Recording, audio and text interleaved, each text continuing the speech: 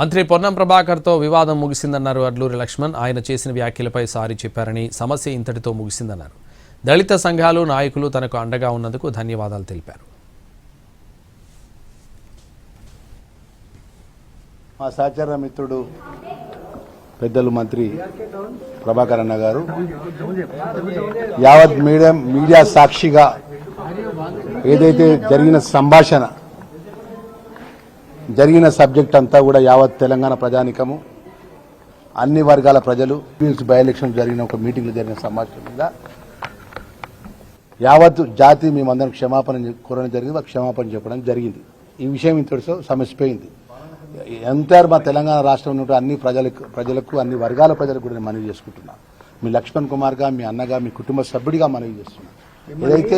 ఏదైతే మా జరిగిన సంభాషణ విషయం లోపల ఈ సమస్య ఇంతటితో సమస్యపోయిందనే విషయాన్ని మనవి చేసుకుంటూ గౌరవ ముఖ్యమంత్రి రేవంత్ రెడ్డి గారి నేతృత్వంలో రేపు జరగబోయే జూబ్లీ ఎలక్షన్స్ బై ఎన్నిక కానీ, రేపు జరగబోయే స్థానిక ఎన్నికల్లో కానీ కాంగ్రెస్ పార్టీ ఏ విధంగా విజయ పతాకం వేసే విధంగా సమన్వయంతో అందరం కలిసి ముందుకు వెళ్తున్న విషయాన్ని మీ ద్వారా నేను మనవి చేసుకుంటూ